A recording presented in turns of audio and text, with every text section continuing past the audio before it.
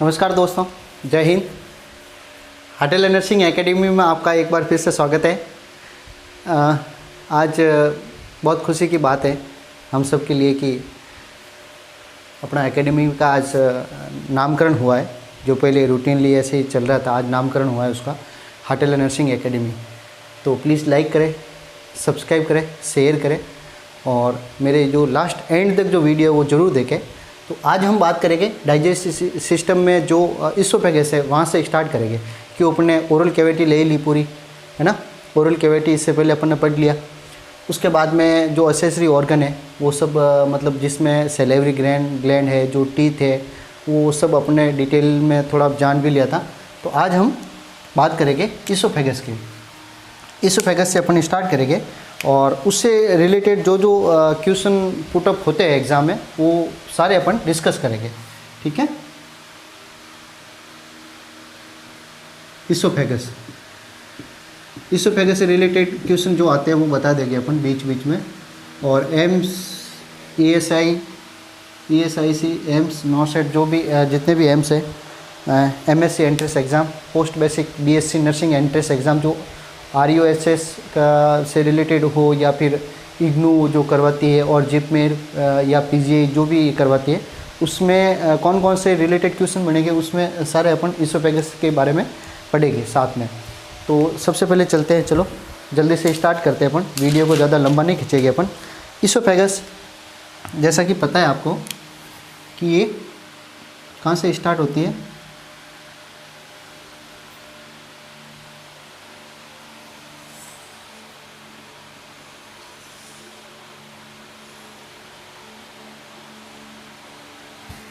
ठीक, ये इसोफेगस बनाई जो कि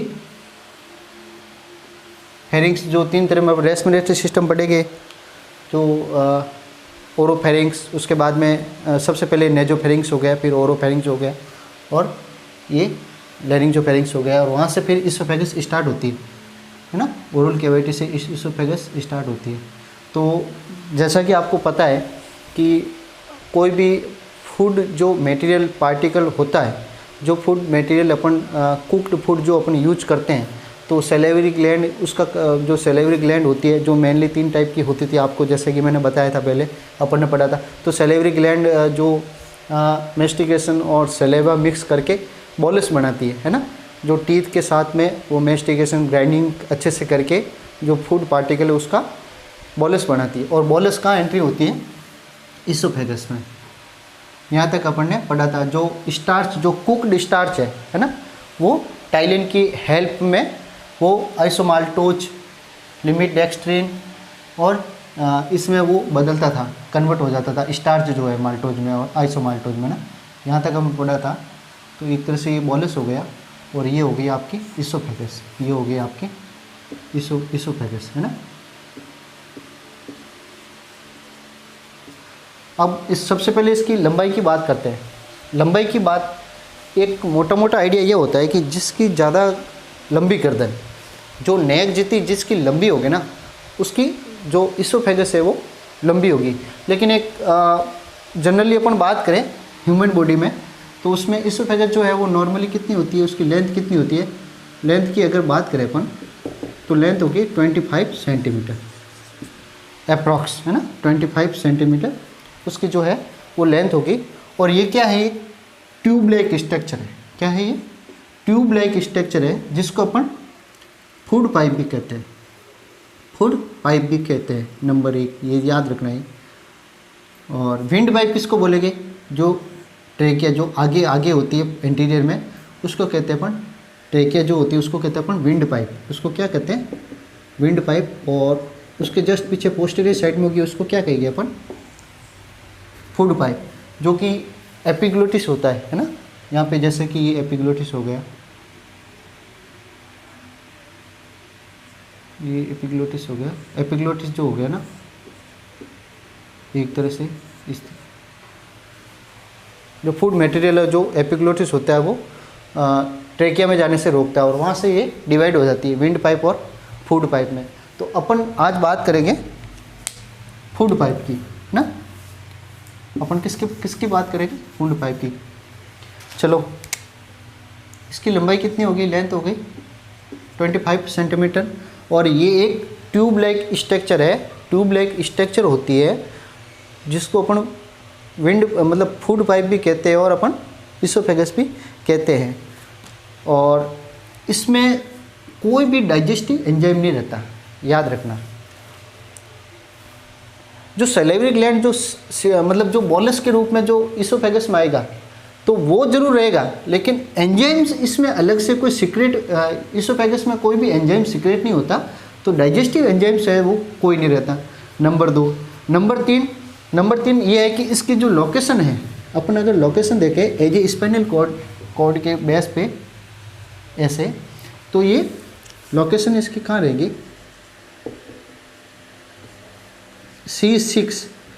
C6 से लगा के थोरेसिक 10 तक, C6 से लगा के थोरेसिक 10 तक वर्टिब्रा जो है वहाँ तक इसकी लोकेशन रहेगी, है ना, सर्वाइकल जो है वहाँ से लगा के। उसके बाद में अपन बात करें इसकी एनाटोमी की, तो इसमें 2 तरह के स्फिंक्टर होते हैं, 2 तरह के स्फिंक्टर, है ना,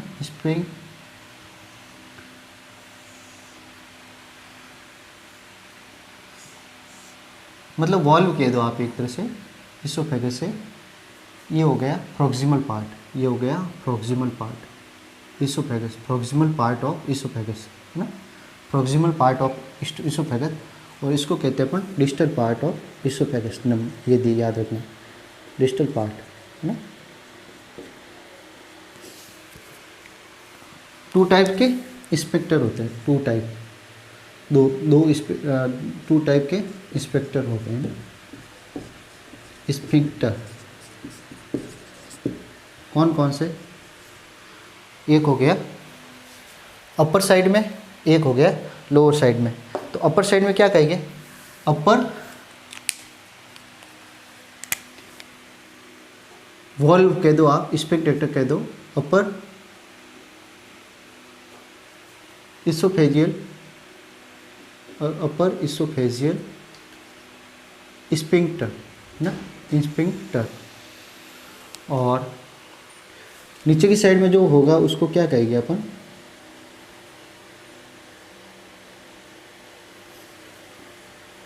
लोअर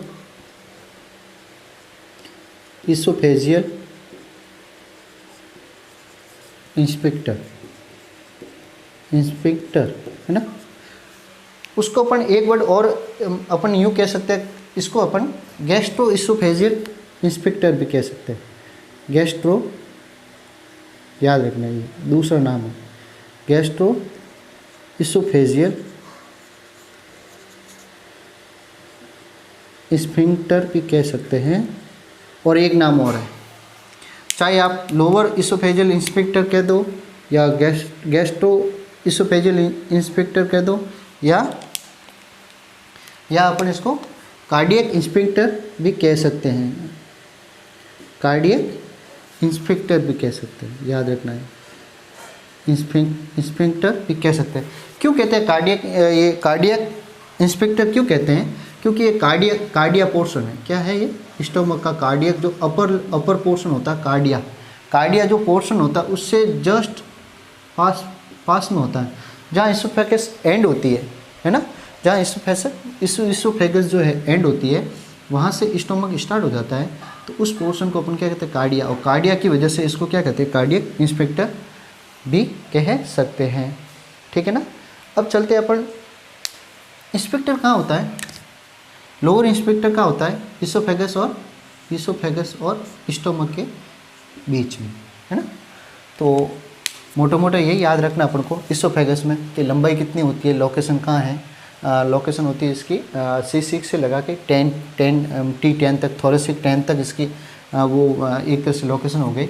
और 2 तरह के इंस्पेक्टर हो गए। अच्छा, इंस्पेक्टर का काम क्या है, मैं मेन ये चीज़ बता देता हूँ। इंस्पेक्टर का काम क्या है इसमें, इसोफेगस में इंस्पेक्टर का काम ये रहता है, जैसे गैस्ट्रिक कंटेंट है ना, गैस्ट्रिक जो कंटेंट है स्टोमक में, जो गैस्ट्रिक कंटेंट हो गए है ना, जैसे HCl हो गया, या जो अपन ने फूड अपने इसोफेगस से लिया, बोलस को लिया स्टोमक में, तो स्टोमक में जाने के बाद में रीगर्जिटेशन नहीं होगा ना, रीगर्जिटेशन नहीं हो, बैक फ्लो नहीं हो, वॉमिटिंग एज ए वॉमिट की तरफ बैक फ्लो नहीं हो, उसके लिए इंस्पेक्टर होते हैं ना, उसके लिए इंस्पेक्टर होते हैं जो गैस्ट्रिक जो कंटेंट है वापस स्टोमक में जाने से रोकता है। कौन रोकता है? एज ए वॉल्व होता है ये, उसको अपन क्या कहते हैं? लोअर इसोफेजियल इंस्पेक्टर कह दो, या गैस्ट्रो इसोफेजियल इंस्पेक्टर कह दो, या कार्डियक इंस्पेक्टर कह दो, है ना। ये एक तरह से, अगर ये प्रॉपर, ध्यान रखना यहाँ बहुत इंपॉर्टेंट बात बता रहा हूँ मैं, अगर ये इंस्पेक्टर, अगर ये वॉल्व अगर पूरे क्लोज नहीं हो या पार्शली क्लोज है ना, पूरे क्लोज नहीं हो या कुछ खुले रह जाए या बिल्कुल ही खुले रह जाए, तो क्या करेंगे? कंटिन्यू जो स्टोमक का जो गैस्ट्रिक कंटेंट है वो फिर ऊपर की तरफ वापस एजी वॉमिट की तरफ बाहर आ जाएगा, है ना। जैसे शादी विवाह में अपन के खाना जाते हैं, कोई अच्छा खाना बन गया, बहुत ज़्यादा खाना खा लिया अपन ने और अपना पेट स्टोमक फुल हो गया, तो फिर बीच बीच में एक तरह से एजी वॉमिटिंग की तरफ वो बाहर आता है ना। तो वो समझो, क्योंकि उस समय क्या होता है, कई बार ये इंस्पेक्टर जो है वो क्लोज नहीं हो पाते है पूरे प्रॉपर, तो उसको अपन क्या कहते हैं? उसको एक मेडिकल टर्म्स है, उसके लिए एक मेडिकल टर्म्स है, मेडिकल कंडीशन होती है, उसको कहते हैं अपन GERD। उसको क्या कहते हैं अपन? GERD। और GERD क्या होता है? Gastro oesophageal reflux disease, gastro oesophageal reflux disease. Means ये होता है इसमें कि आपके जो कार्डियक इंस्पेक्टर है, लोअर इसोफेजियल इंस्पेक्टर है, वो अगर क्लोज नहीं होते हैं और गैस्ट्रिक कंटेंट बार बार मतलब लोअर इसोफेजियल साइड में ऊपर की तरफ अगर आ रहा है, तो उस समय क्या होगा कि आपके जो अंदर की इनर जो म्यूकस लेयर है, इसोफेगस की इनर जो म्यूकस लेयर है, वो उसमें क्या होगा? एक तरह से अल्सर हो जाएगा, कि वो गैस्ट्रिक जो कंटेंट बार बार ऊपर आएंगे, तो गैस्ट्रिक कंटेंट एसिडिक होता है, HCl होता है, तो वो बार बार आएंगे, और उस समय क्या होगा? आपके जो गैस्ट्रो इसोफेजियल रिफ्लक्स जो डिजीज़ वो हो जाएगी, है ना। और उस समय क्या होगा कि अल्सर हो जाएगी एक तरह से, है ना। लोअर जो पोर्शन है आपका, यहाँ पे अल्सर हो जाएगा आपकी, क्यों? म्यूकस लेयर है वो पूरा एक तरह से जल जाएगी, आपके अल्सर हो जाएगी, ठीक। और GERD किसी को हो रखा है तो उसमें कौन सी पोजीशन देते हैं? ये भी क्वेश्चन आया हुआ है, कौन सी पोजीशन देते हैं? रिवर्स ट्रेंडलैंड बर्ग पोजीशन। कौन सी पोजीशन देते हैं? REVERSE, रिवर्स ट्रेंडलैंड बर्ग पोजीशन, है ना, रिवर्स ट्रेंडलैंड बर्ग पोजीशन, याद रखना, क्वेश्चन आया हुआ है। मीन्स ट्रेंडलैंड बर्ग पोजीशन कौन सी होगी? ये होगी, ठीक है साहब। ये जैसे बेड हो गया, और ये ये जैसे ये बेड हो गया, है ना, इस पे ये पेशेंट है, ये पेशेंट है। इसको क्या करते हैं? अगर अपन हेड नीचे और पाँव ऊपर कर लेते हैं, हेड नीचे और पाँव ऊपर, पूरा का पूरा बेड ऐसा होगा, उसको अपन कैसे कर देंगे? बेड को इस तरह करते हैं, है ना, हेड नीचे हो जाएंगे और पाँव ऊपर हो जाएंगे, ये इसको तो कहेंगे अपन ट्रेंडलैंड बर्ग पोजीशन। अगर इसको रिवर्स मतलब उल्टा, रिवर्स यानी उल्टा, तो रिवर्स में क्या होगा? ऐसे होगा बेड, है ना।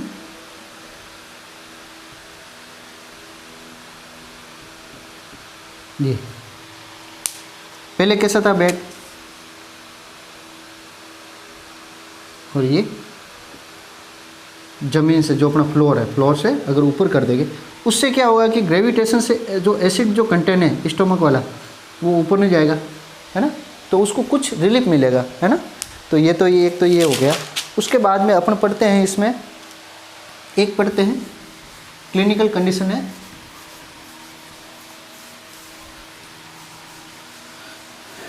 एक क्लिनिकल कंडीशन है बेरेट इसोफेगस कंडीशन।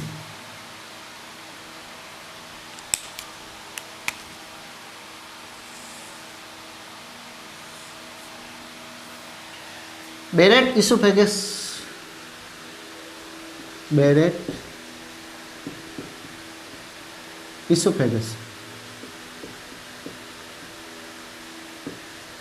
इसोफेगस कंडीशन कह दो। उसमें क्या कंडीशन है, क्लिनिकल टर्म्स है एक तरह, इसलिए इसको कंडीशन जैसे लिखा है मैंने। होता क्या है, बैरेट इसोफेगस।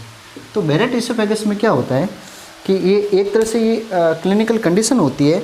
इसमें क्या होता है कि जो सेल्स होती है म्यूकस, क्योंकि अगर क्रोनिक बार बार GERD उसको क्रोनिक रहेगा, है ना, GERD गैस्ट्रो, ये जैसे बताया था मैंने, GERD gastro oesophageal reflux disease, अगर वो क्रोनिक रहेगा, अगर उसका प्रॉपर इलाज नहीं होगा, उसका ट्रीटमेंट नहीं लिया जाएगा, अगर उसको जहाँ ज़रूरत है वो प्रॉपर उसका थेरेपेटिक अगर ट्रीटमेंट नहीं लेगा या नहीं लिया जाएगा, तो उसमें क्या होगा कि वो एसिड कंटिन्यू क्रोनिक बार बार एसिड कंटेंट ऊपर आएगी, और ये फिर एक तरह से जो सेल्स है ना, यहाँ पे जो सेल्स है लोअर इसोफेजियल जो कंडीशन में जो सेल्स है, उस सेल्स का क्या होगा, हो जाएगा मेटाप्लेजिया हो जाएगा। उस सेल्स का क्या हो जाएगा, मेटाप्लेजिया हो जाएगा। मेटाप्लेजिया हो जाएगा मीन्स इसोफेगस कैंसर हो सकता है, मतलब कैंसरियस हो जाएगा। मेटाप्लेजिया होना मतलब कैंसरियस जो सेल्स होगा उसमें कन्वर्ट हो जाएगी, है ना, क्रोनिक GERD। तो उसमें फिर कार्डिनल साइन क्या होता है, GERD का कार्डिनल साइन क्या होगा, ये भी एग्जाम आया हुआ। GERD का कार्डिनल साइन, GERD का कार्डिनल साइन क्या होगा, हार्ट बर्न। क्या होगा, हार्ट बर्न, याद रखना, ये भी क्वेश्चन आया हुआ है। उसके बाद में डिस्फेजिया है ना, मेडल डिफिकल्टी इन सोलिंग, ये डिस्फेजिया हो जाएगा। उसके बाद में और क्या होगा, हेमेटोमेसिस है ना, हेमेटोमेसिस, वॉमिटिंग विथ ब्लड, है ना, हेमेटोमेसिस, वॉमिटिंग विथ ब्लड, है ना। ये GERD के मतलब कार्डिनल साइन बता रहा हूँ। बैरेट साइन के बाद में एक टर्म्स और आता है, बोहेवर सिंड्रोम। एक टर्म्स और आता है,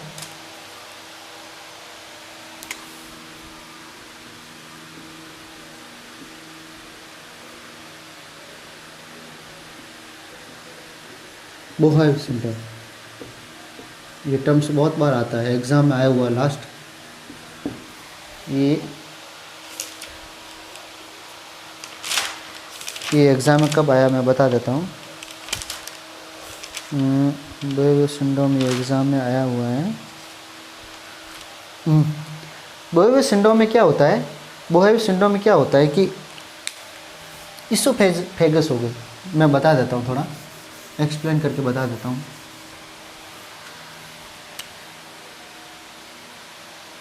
ये आपकी इसोफेगस हो गई, ठीक है, ये आपकी इसोफेगस हो गई। अब क्या होगा, ड्यू टू एंडोस्कोपी या इंटरनल इंस्ट्रूमेंट में, वो कोई भी इंस्ट्रूमेंट अगर अपन यूज करते हैं, इंटरनल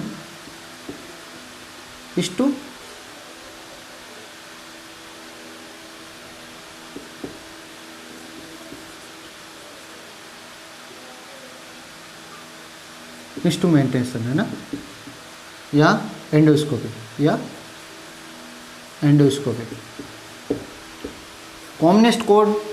कॉमनेस्ट जो कोज है, कॉमन कोज ऑफ एंडोस्कोपी, तो उसका मतलब अपन साइड इफेक्ट देखें तो जो बोरहेव जो सिंड्रोम है वो है।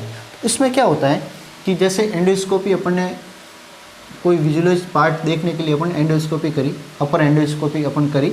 अपर एंडोस्कोपी में अपन ने फोर्सफुली, जैसे अगर कोई फोर्सफुली हो गया है ना, फोर्सफुली इंस्ट्रूमेंट इंटरनल मतलब इंसाइड किया, तो उस समय क्या होगा कि जो म्यूकस मेम्ब्रेन है वो रप्चर हो जाएगी। म्यूकस मेम्ब्रेन क्या हो जाएगी, उसमें रप्चर हो जाएगी, यहाँ से ऐसे इस तरीके से।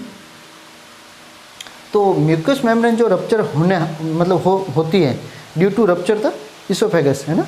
तो म्यूकस मेम्ब्रेन जो इसोफेगस है वो रप्चर हो जाएगी, तो उसकी वजह से क्या होगा कि बोहेवर सिंड्रोम होगा। और बोहेवर सिंड्रोम में क्या होगा, मैकुलर ट्राइड्स।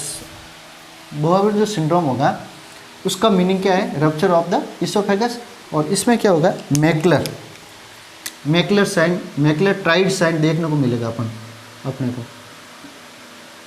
मैकुलर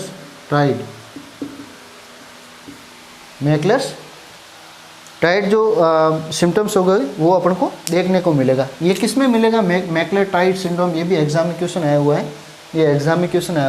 कि मैकुलर ट्राइड्स जो साइन है वो किस में देखने को मिलेगी, तो वो देखने को मिलेगी बोरहेर सिंड्रोम। और बोरहेर सिंड्रोम क्या है, ये एक तरह से सिंड्रोम भी उसी से बना हुआ है, मतलब कम से कम 3 साइन इसमें, ट्राइड का मतलब तीन तरह के जो साइन हो गए, और 3 तरह के जो साइन है वो कौन कौन से हो गए, ये सब, जैसे एक तो हो गए वॉमिटिंग, है ना, उस पेशेंट को मतलब वॉमिटिंग ज़्यादा होगी, उस पेशेंट में चेस्ट पेन होगा, है ना, वॉमिटिंग और चेस्ट पेन होगा, और सबक्यूटेनियस एम्फाइसीमा, सबक्यूटेनियस एम्फाइसीमा,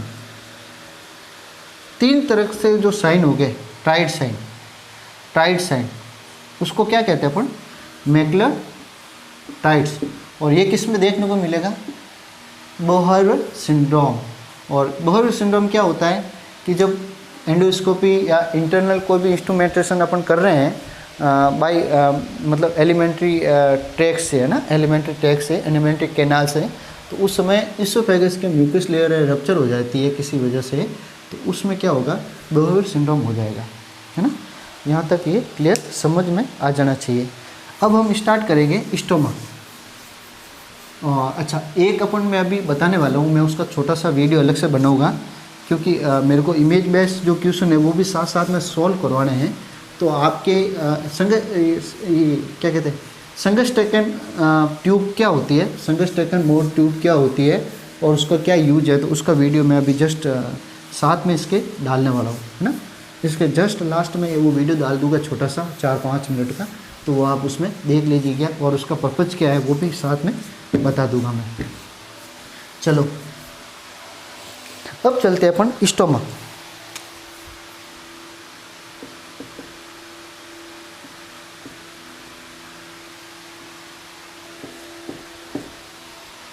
कहाँ चलते हैं अपन, स्टोमा की तरफ। जैसा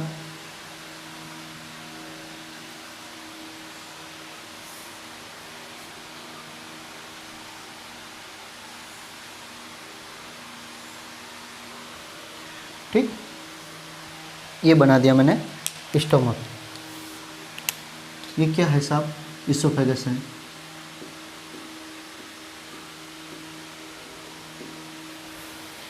ये क्या हो गया साहब,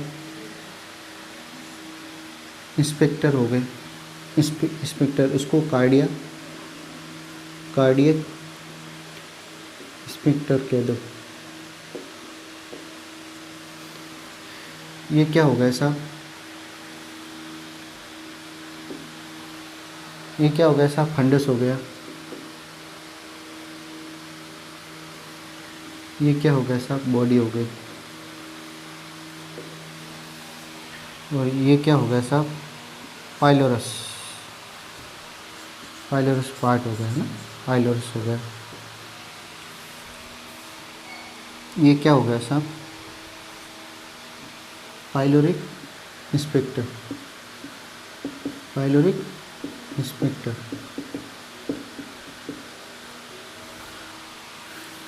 ये क्या हो गया साहब, ग्रेटर कर्वेचर।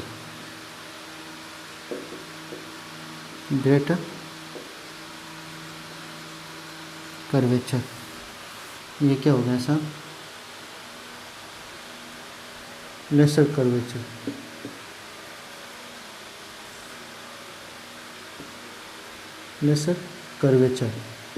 मतलब जो कर्व है वो इस साइड में कम है, इस एक साइड में ज़्यादा है, तो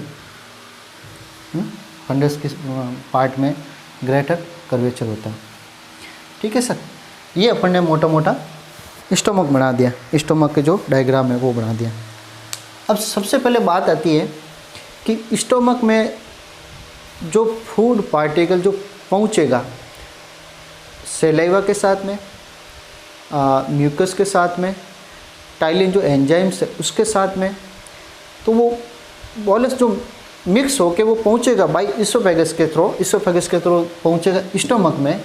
तो उसको क्या कहते हैं, एक तो ये याद रखना, जैसे ही ओरल कैविटी से सॉल्व करते हैं अपन, निगल जाते हैं, तो उसको कहते हैं अपन बॉलस जो है वो कहाँ जाएगा, स्टोमक में एंट्री होगी। बॉलस की एंट्री कहाँ होगी, इसोफेगस में एंट्री होगी, है ना।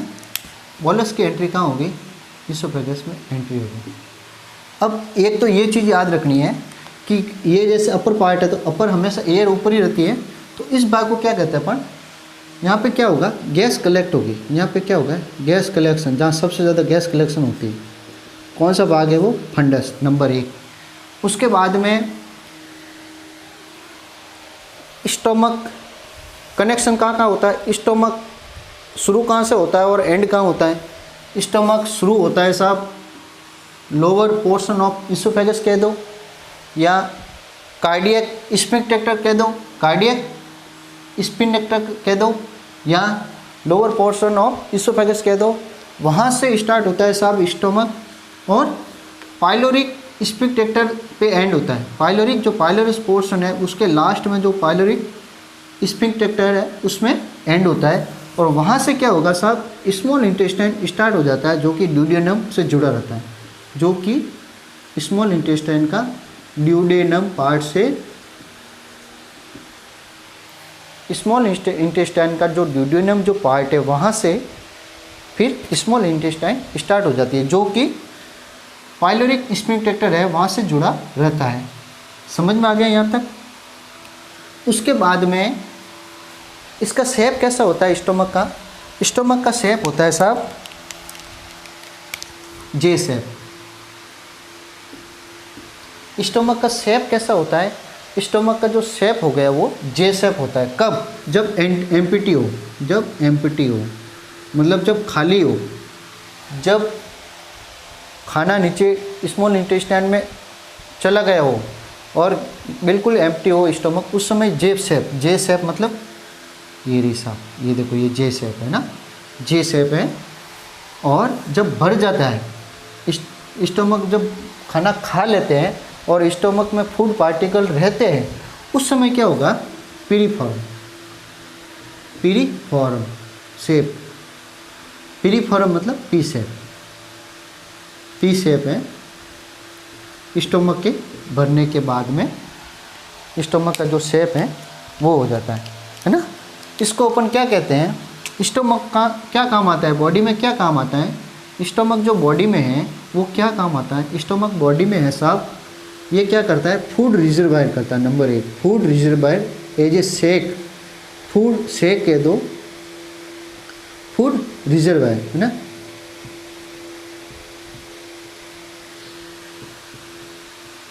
फूड रिजर्वायर में हेल्प करता है एक तरह से पूरे।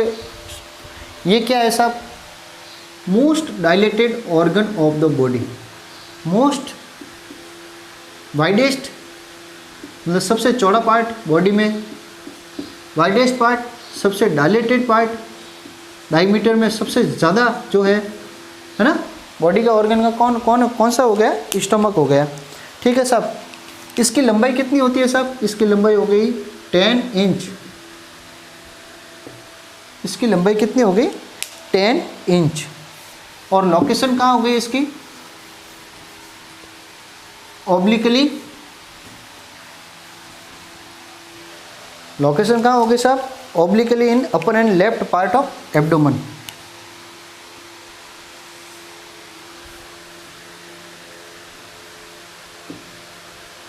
ऑब्लिकली लेफ्ट मतलब लेफ्ट साइड में, बॉडी के लेफ्ट साइड में। अगर बॉडी अगर मैं बीच में से करूं तो लेफ्ट साइड में और अपर साइड में, एक तो लेफ्ट साइड में होगा और एक अपर साइड में होगा। और ऑब्लिकली मतलब थोड़ा सा ऑब्लिक होगा है ना, ऑब्लिक मतलब थोड़ा सा झुकाव होगा, ऑब्लिकली होगा, ऑब्लिकल में होगा लेफ्ट और अपर ऑफ द एब्डोमेन। और इसकी जो क्षमता, कैपेसिटी, फिलिंग कैपेसिटी कितनी होती है, तो एट बर्थ, याद रखना क्वेश्चन आया हुआ, एट बर्थ पे कितनी होती है filling capacity, only 30 ml, approx 30 ml।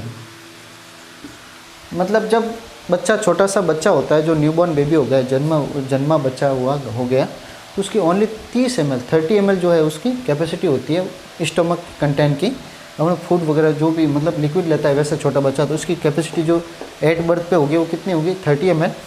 और वो बड़े होता जैसे जैसे उसकी ग्रोथ होगी, उसका डेवलपमेंट होगा, वैसे वैसे स्टोमक की जो है साइज वो बढ़ जाएगी। फिर वो बढ़ते बढ़ते 1.5 लीटर तक पहुंच जाती है, 1.5 लीटर तक पहुंच जाती हैं। लेकिन हायर किसी बुक्स में 1.5 से 2 लीटर तक भी बोला हुआ है ना, लेकिन 1.5 लीटर तक पहुंच जाती है, याद रखना है इसका। उसके बाद में चलते हैं साहब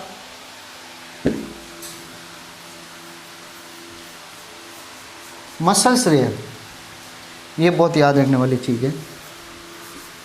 स्टोमक एक ऐसा है जिसमें 3 मसल्स लेयर होती हैं, मतलब 3 टाइप की जो मसल्स हैं वो होती है, वरना सब में 2 टाइप की होती है। इसमें 2 की जगह 3 मसल्स होती है, जिसको अपन याद रखेंगे स्टोमक में इसकी LOC।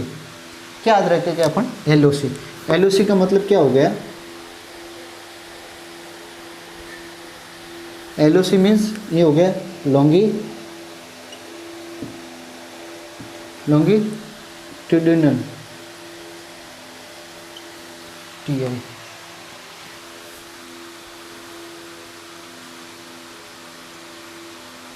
टूडिनल है ना, longitudinal fibres.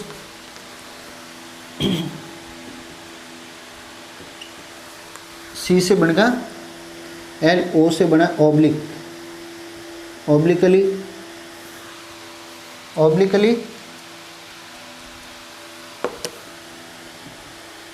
Oblique fibres.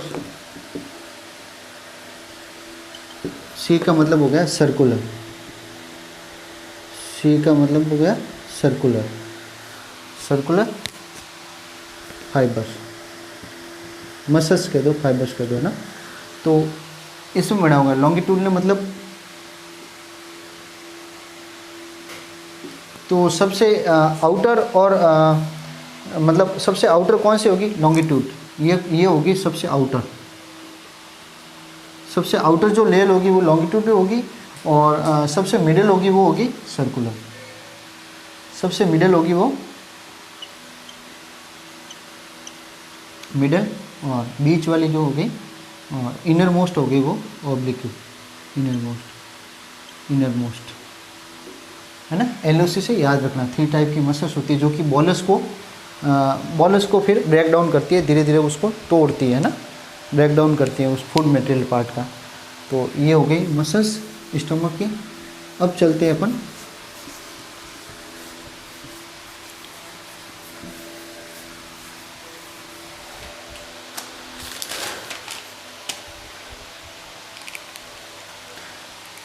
Stomach inspector के बारे में। वैसे जैसे बताया, ऊपर वाला कौन सा हो गया?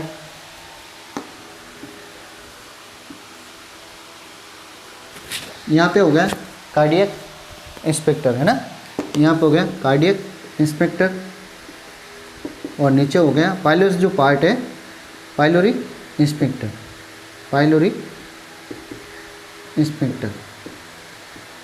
है ना। ये चीज़ बता दिया था क्योंकि ये पाइलोरस पार्ट जो है उसके पास में होता है, और ये कार्डियक पार्ट है, कार्डिया पार्ट है उसके पास में होता है, तो उससे उसी पे इंस्पेक्टर के नाम पड़े हुए हैं। अच्छा, इसमें जो ब्लड सप्लाई है वो कैसे होती है? स्टमक को ब्लड सप्लाई कौन करता है? गैस्ट्रिक आर्टरी, जो कि सीलियक ट्रंक है। गैस्ट्रिक आर्टरी जो कि सीलियक ट्रंक है ना, उसका ब्रांच है, सीलियक ट्रंक की ब्रांच है, जो कि एब्डोमिनल एरोटा से निकलती है। एब्डोमिनल एरोटा मतलब एब्डोमिनल एरोटा से कहाँ जाएगी? सीलियक ट्रंक, और सीलियक ट्रंक से कहाँ जाएगी? गैस्ट्रिक आर्टरी, जो ब्लड सप्लाई करेगी, ठीक है। और उसी तरह वापस ड्रेनेज कैसा होगा ब्लड का? तो सबसे गैस्ट्रिक वेन, और गैस्ट्रिक वेन से फिर पोर्टल वेन, जो कि अपन आगे पढ़ेंगे। गैस्ट्रिक वेन से फिर पोर्टल वेन, और पोर्टल वेन से फिर वो आगे डीऑक्सीजनेट ब्लड को ले जाती है वापस, ठीक। अब चलते हैं आगे।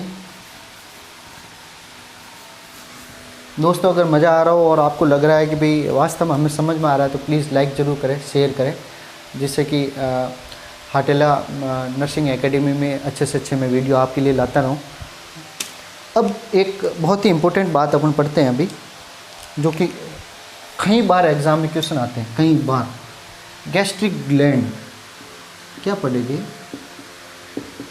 गैस्ट्रिक ग्लैंड के बारे में पढ़ेंगे। याद रखना दोस्तों, यहाँ से क्वेश्चन पुटअप ज़्यादा होते हैं। यहाँ से जो क्वेश्चन है वो पुटअप ज़्यादा होते हैं। कि अपन को एक वर्ड याद रखना, मिकोसिंग। क्या रखना? मिकोसिंग। मिकोसिंग, मिकोसिंग जो गाना गाता है सिंगर, मिको सिंह, उसी के अकॉर्डिंग अपन याद करेंगे इसको। मिको सिंह से याद रह जाएगा। उसमें तो LOC याद रखना है ना, और उसमें तो LOC याद रखना है जो लॉन्गिट्यूडल हो जाएगी, ऑब्लिक हो जाएगी, और सर्कुलर जो लेयर हो गई, मसल फाइबर्स हो गए, टिश्यू हो गए, वो हो गई। यहाँ पे अपन मिकोसिंग किस में याद रखें? गैस्ट्रिक ग्लैंड, मतलब कौन से सेल से कौन सा एंजाइम्स जो है वो सीक्रेट होता है, तो गैस्ट्रिक ग्लैंड से वो अपन मिकोसिंग याद रखेंगे। और मिकोसिंग से कैसे याद रखेंगे अपन? जैसे MECO,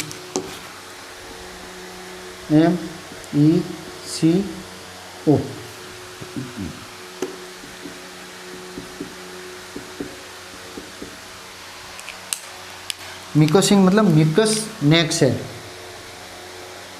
म्यूकस नेक सेल नंबर 1। ये क्या करेगा? म्यूकस का सिक्रेशन करेगा। ये सेल्स क्या करेगी? म्यूकस का सिक्रेशन करेगी, नंबर 1। दूसरा हो गया एंडोक्राइनल सेल। दूसरा हो गया एंडोक्राइनल सेल, एंडोक्राइनल सेल्स। ये सेल्स क्या करेगी? हार्मोन्स का सिक्रेशन करेगी। ये सेल्स क्या करेगी? हार्मोन्स का सिक्रेशन करेगी। और सी से क्या बनेगा? सी से बनेगा चीफ सेल, जो कई बार एग्जाम में पूछते हैं। चीफ सेल्स, स्टोमक की चीफ सेल्स का काम क्या होगा? अपन चाहे चीफ सेल्स को या जाइमोजन सेल्स को, या जाइमोजन सेल्स को, या इसको एक और नाम है पेप्टिक सेल्स, या पेप्सिनोजन सेल। याद रखना, सब एक ही नाम है। सी से क्या बना? चीफ सेल को, जाइमोजन सेल्स को, पेप्सिनोजन सेल्स को, या पेप्टिक सेल्स को। और ये क्या सिक्रेट करती है? ये सब सिक्रेट करेगी पेप्सिनोजन को। ये किसको सिक्रेट करेगी? पेप्सिनोजन को, है ना, जो कि एक एंजाइम है। इसके बारे में आगे अपन बात करेंगे। अब थर्ड वन क्या है? थर्ड वन है ऑक्जेंटिक सेल।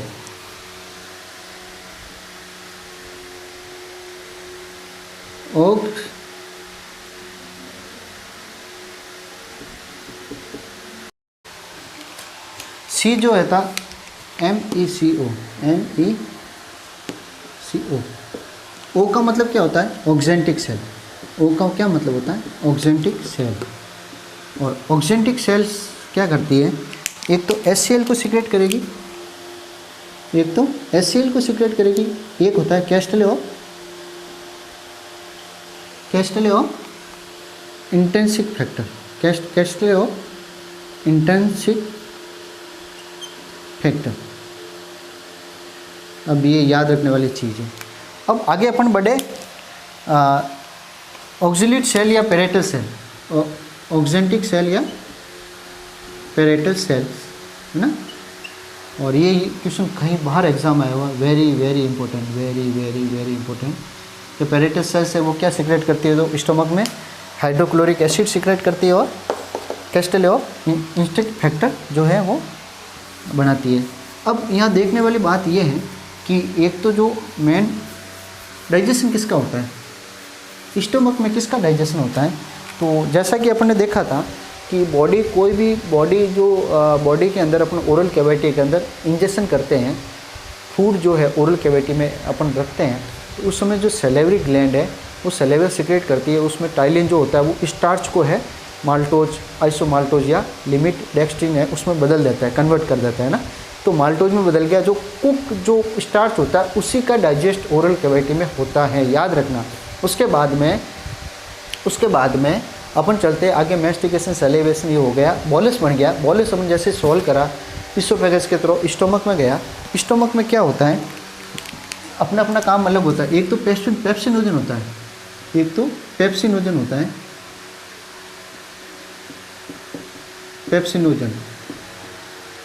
पेप्सिनोजन किसने सीक्रेट किया, क्वेश्चन है। चीफ सेल हो गया, चीफ सेल्स हो गया, और साहब पेप्सिनोजन खुद सेल्स हो गए। पेप्सिनोजन सेल से याद रख दो, पेप्सिनोजन सेल्स, ठीक साहब। उसके बाद में पेप्टिक सेल्स, इसी को कहते हैं पेप्टिक सेल्स, ठीक है साहब।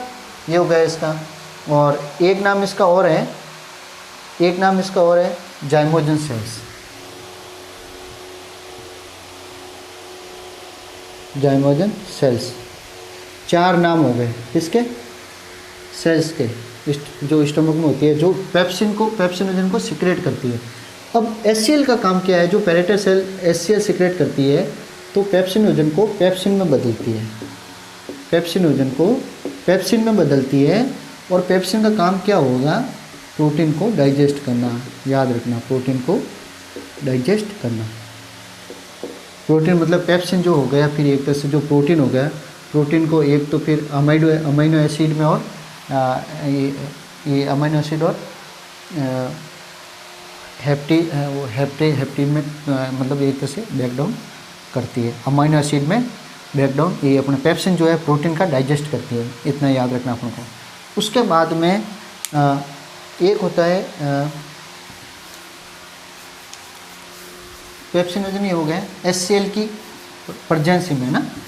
इनएक्टिव जो पेप्सिनोजन है उसको एक्टिव मतलब पेप्सिन में बदलना, ये किसका काम है, एचसीएल की हेल्प से होता है। और एक होता है अपने ये कैस्टले और इंस्टिक फैक्टर, कैस्टले इंट्रिंसिक फैक्टर।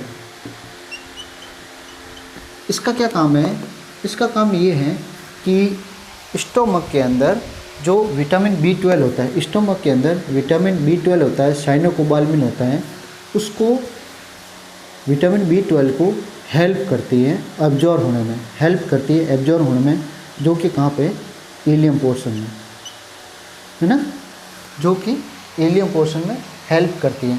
और कैस्टले इंस्टिक फैक्टर क्या है, एक तरह से ग्लाइकोप्रोटीन है, याद रखना, ग्लाइकोप्रोटीन है, ग्लाइकोप्रोटीन है, ठीक। ये तो यहाँ मोटा मोटा समझ में आ गया होगा कि बॉलस जो स्टार्च है वो तो ओरल कैविटी में डाइजेस्ट हो गया। उसके बाद में जो प्रोटीन है, प्रोटीन कहाँ होता है, प्रोटीन होता है अपने स्टोमक के अंदर, जो कि प्रोटीन होता है स्टोमक के अंदर, डाइजेशन होता है। पेप्सिन जो है वो प्रोटीन डाइजेस्ट करता है फूड मटेरियल में जो होता है। उसके बाद में कैस्टले इंस्टिक फैक्टर, अगर किसी बंदे की जैसे कोई पेशेंट है उसकी अगर गैस्ट्रेक्टोमी करी जाए या क्रोनिक उसको गैस्ट्राइटिस रहता है, तो एक तरह से फिर विटामिन B12 है उसकी बॉडी में धीरे धीरे कमी हो जाती है, और एक तरह से फिर वो पर्नीशियस एनीमिया की तरफ चला जाता है पेशेंट, है ना, याद रखना ये, ठीक। तो विटामिन B12 है उसका एब्जॉर्प्शन कहाँ होता है, इलियम में होता है।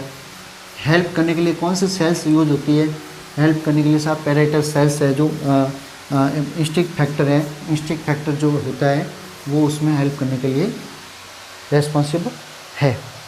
अब चलते हैं अपन फंक्शन, स्टोमक के फंक्शन क्या क्या है। स्टोमक के फंक्शन अपन पढ़ लिए, जैसे कि मैकेनिकल फंक्शन में, मैकेनिकल फंक्शन अगर देखा जाए इसका, एक तो स्टोरेज करता है ये खाने को, है ना, स्टोरेज करता है, एज ए शेक की तरह काम करता है ये, तो खाना स्टोरेज हो गया, फूड रिजर्वायर भी कह सकते हो आप, है ना। उसके बाद में दूसरा इसका क्या काम है साहब, दूसरा इसका काम है इसका ये कन्वर्ट जो है, बॉलस है वो, bolus plus gastric juice, bolus मतलब ऊपर से खा लिया अपन ने, और प्लस गैस्ट्रिक जूस जो कि स्टोमक में बना, है ना, गैस्ट्रिक जूस,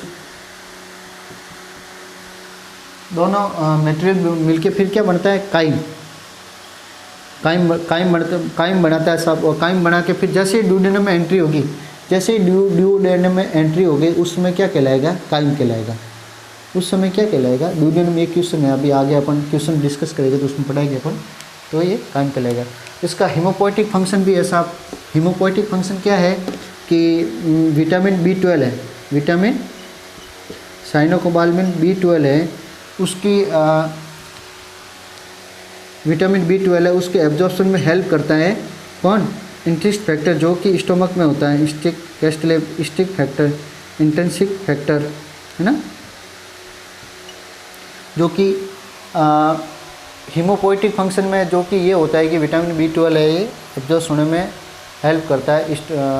और ये एक तरह से इमेच्योर RBC है, उसको RBC मैच्योर RBC में कन्वर्ट जो होता है उस प्रोसेस में ये हेल्प करता है ना। उसके बाद में डाइजेस्टिव फंक्शन इसका क्या है साहब? डाइजेस्टिव फंक्शन क्या है इसका? डाइजेस्टिव फंक्शन ये है कि साहब जैसे प्रोटीन जो है, डाइजेस्टिव फंक्शन में प्रोटीन जो है वो पेप्सिन जो है वो प्रोटीन को डाइजेस्ट करता है, जो कि पेप्सिन कहाँ होता है? स्टोमक में, ठीक है साहब। और HCl एक तरह से बैक्टीरियोलाइटिक एक्शन भी है उसका, हाइड्रोक्लोरिक, और एक्टिवेटेड जो पेप्सिनोजन है उसको पेप्सिन में कन्वर्ट करता है ना। इनएक्टिवेटेड जो पेप्सिनोजन है उसको एक्टिव पेप्सिन में बदलता है, कन्वर्ट करता है, वो भी हाइड्रोक्लोरिक का काम है। अब अपन साहब चलते हैं MCQ, फटाफट MCQ ले लेते हैं अपन, जो कि एम्स ESI अभी जो अपडेट लेटेस्ट 2020-2019 में आए हुए एम्स भुवनेश्वर, बहुत सारे जो क्वेश्चन है वो फटाफट अपन डिस्कस कर लेते हैं। सबसे पहले क्वेश्चन ये है, BSF 2014 SI में आया हुआ है, स्टाफ नर्स में आया हुआ है, जो BSF में SI की वैकेंसी निकलती है उसमें आया हुआ 2014 में। Tissue are found in stomach, tissue कौन से टिश्यू है वो स्टोमक में पाए जाते हैं? तो मैंने बताया था, याद रखना अपन को, LOC। स्टोमक में टिश्यू कौन से पाए जाता है उसमें याद रखना अपन को LOC। LOC में लॉन्गिट्यूडनल हो गया, ओब्लिक्यू हो गया और सर्कुलर फाइबर हो गया, ठीक है। दूसरा क्वेश्चन आया साहब, ये आया था RPSC 2010 में आया हुआ है और BSF 2014, दो जगह क्वेश्चन आया हुआ है, RPSC 2010 और BSF 2014 कि काइम क्या होता है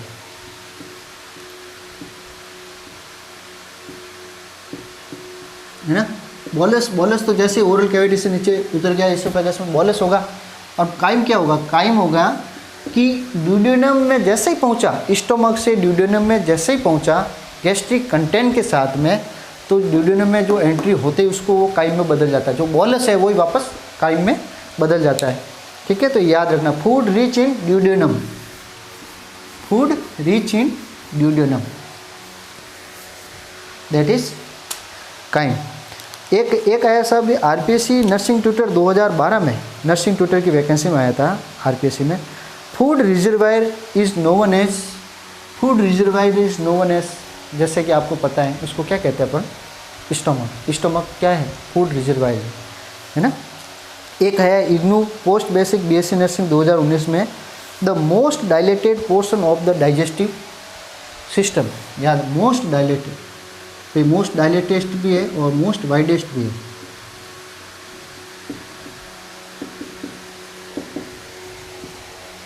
डाइजेस्टिव सिस्टम का कौन सा ऑर्गन है? तो उसमें भी क्या आएगा? स्टोमक, है ना। 2012 नर्सिंग ट्यूटर RPSC में आया हुआ क्वेश्चन है।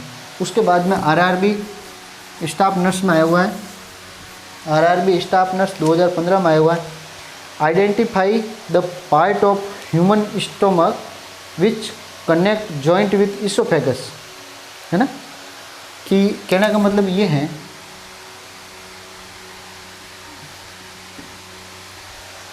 कि human stomach, identify the part of human stomach which connect joint of oesophagus, मतलब स्टोमक और इसोफेगस के बीच में जो जॉइंट है उसको क्या कहते हैं अपन? तो क्या कहते हैं अपन? आपको पता ही है, कार्डिया कहते हैं उसको। तो क्या कहते हैं अपन? उसको कहते हैं कार्डिया, है ना। एक आया हुआ साहब ये RRB 2015 में आया हुआ ये क्वेश्चन वापस, the first part of digestive system to begin digestive protein is, देखो क्या बोला है, the first part of digestive system, मतलब डाइजेस्टिव सिस्टम का फर्स्ट पार्ट कौन सा है जहाँ से प्रोटीन का डाइजेशन स्टार्ट हो जाता है, जहाँ से प्रोटीन का जो डाइजेशन है वो स्टार्ट हो जाता है। तो उसमें क्या लिखेंगे अपन? स्टमक लिखेंगे। उसमें क्या लिखेंगे अपन? स्टमक। जहाँ पे फर्स्ट जो ऐसा पार्ट है जहाँ से प्रोटीन का डाइजेस्ट स्टार्ट हो जाता है, प्रोटीन का डाइजेशन स्टार्ट हो जाता है। और अगर पूरी एलिमेंट्री कैलानी की बात करें, डाइजेस्टिव सिस्टम में यहाँ तो पार्ट बोला इन्होंने, फर्स्ट पार्ट। अगर ये बोल दे कि पूरी मतलब जहाँ से डाइजेस्ट सिस्टम कहाँ से स्टार्ट होगा तो उस समय क्या आएगी? ओरल कैविटी, बक्कल कैविटी कह दो, ओरल कैविटी कह दो, है ना, क्योंकि वहाँ स्टार्च का डाइजेशन स्टार्ट हो जाता है। मतलब डाइजेस्टिव जो डाइजेशन प्रोसेस है वो स्टार्ट हो जाता है ओरल कैविटी से, माउथ से, है ना। ये याद रखना, यहाँ पे पार्ट बोला है इसलिए स्टोमक आएगा, वो भी प्रोटीन का बोला है तो स्टोमक आएगा। चलो आगे चलते हैं अपन। The first part of digestive system to begin protein is stomach आ गया। अब स्टोमक में आपको पता ही है जैसा कि भाई ये पेप्सिनोजन है वो इनएक्टिव फॉर्म में रहता है, जो HCl की हेल्प में पेप्सिन बनाता है।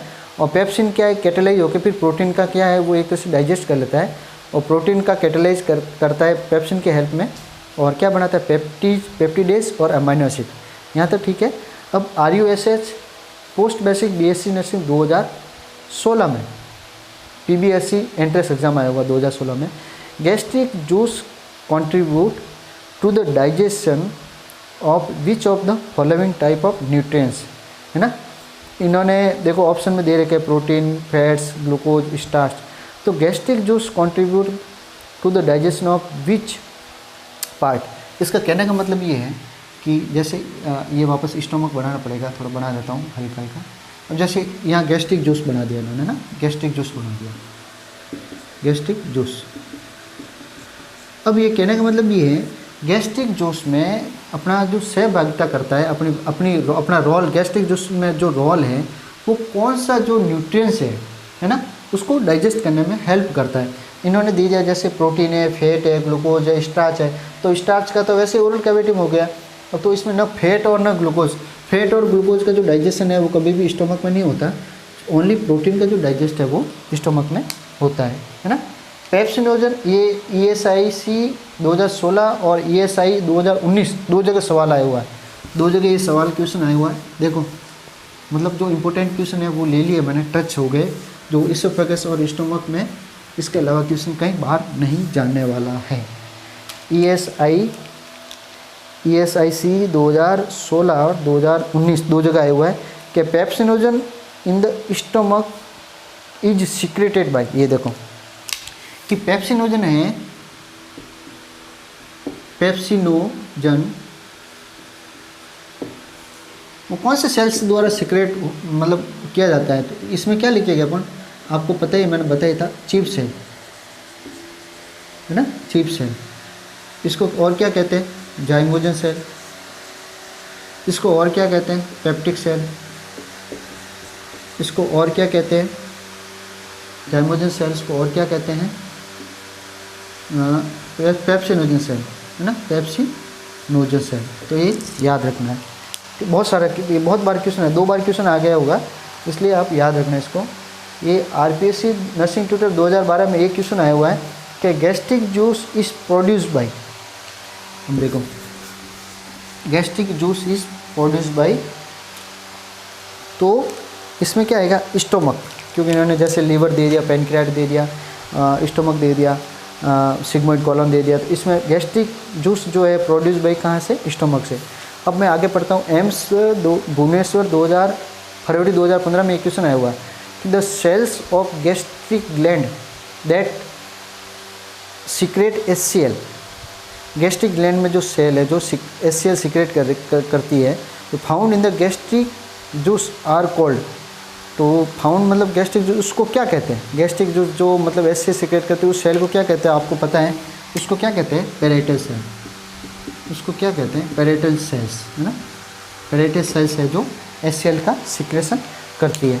उसके बाद में एक क्वेश्चन आया एम्स फरवरी 2020 एम्स नागपुर में कि इंस्टिक factor the castle of secret by, इंस्टिक factor, intrinsic factor, है ना, इंस्टिक फैक्टर ये कहाँ से सीक्रेट होगा? आपको पता है, जैसा बताया था ये हो गया पैराइटल सेल्स, है ना, ये हो गया पैराइटल सेल्स, जो कि रेस्पॉन्सिबल होता है विटामिन B12 का, है ना, हेल्प करता है उसमें। गैस्ट्रिक ग्लैंड, ये आया हुआ ESISI 2016 कि gastric gland are present in wall of, gastric gland कहाँ प्रेजेंट होती है, तो अपन क्या लिखेंगे, स्टमक, क्या लिखेंगे अपन, स्टमक। अभी थोड़ा उसका संगेस्टन मोर जो ट्यूब है उसके बारे में बता देते हैं, जो इसोफेगस जो वेरिसेस या इसोफेजियल जो ब्लीडिंग वगैरह होती है उसमें काम आती है।